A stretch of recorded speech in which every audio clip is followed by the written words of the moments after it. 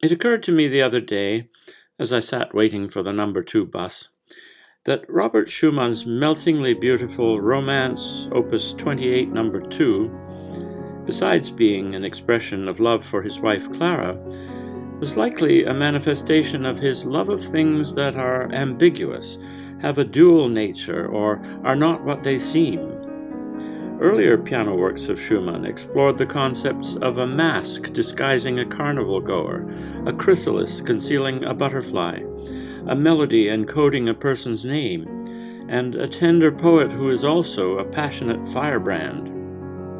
In Opus 28, number 2, he presents us with a piece that sounds like a blissful love duet and feels to the performer like an elegant keyboard ballet, but which looks on the page like a dangerous journey through a dense jungle, notwithstanding the heading Einfach, meaning with simplicity.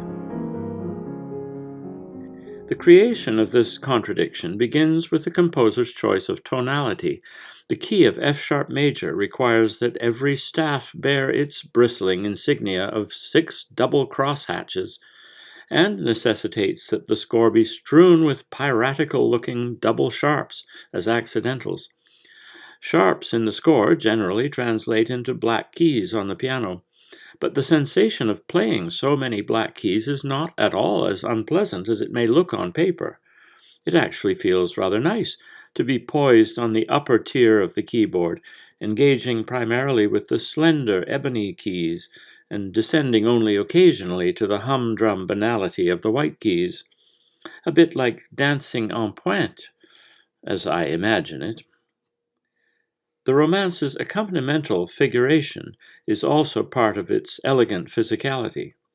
Its basic pattern involves fingers 2 through 5 of each hand undulating outward from the thumbs, which are entrusted with the task of singing the love duet. Brahms used to speak of his tenor thumb, implying that the stubbiness of that digit was at least useful for bringing out melodies in the middle range of the keyboard. In this piece, the thumbs get to sing both tenor and alto. As pleasant and natural as this disposition of the hands feels and sounds, it too is notated in such a way as to look as forbidding as possible. The figuration is written as groups of 6 16th notes, ensuring that the score will be heavily crossed with thick black double beams. A dotted rhythm in the duetting inner voices calls for occasional triple beams. The lower voice of the duet is notated as a stems-up line in the left-hand bottom staff, with stems down allotted to its accompaniment. For the right hand, an extra staff is added, so that the upper voice of the duet, which is still rather low-lying, can be shown on that staff in bass clef, and its accompaniment can be shown on the top staff in treble clef.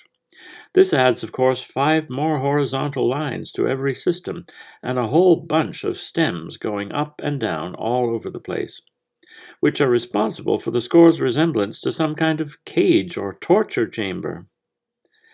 Interestingly, as the piece becomes darker and more troubled in its middle section, the score actually becomes slightly less fraught. The harmony moves to D sharp minor and then C sharp minor, subtracting sharps as it goes. The duet lines disperse, one to the top of the texture and one to the bottom, doubled in deep octaves. Whatever this might suggest about the imagined love duettists, it obviates the need for a middle staff, and thus adds some white space to the crowded score. The syncopated rhythms, while they impart a sense of restlessness and tension to the listener, have a similarly clarifying effect on the score, since they introduce gaps in the heavy double beaming. As the gentler sonority and major tonality of the opening music return, so does the disconnect between the music as heard and its visual representation.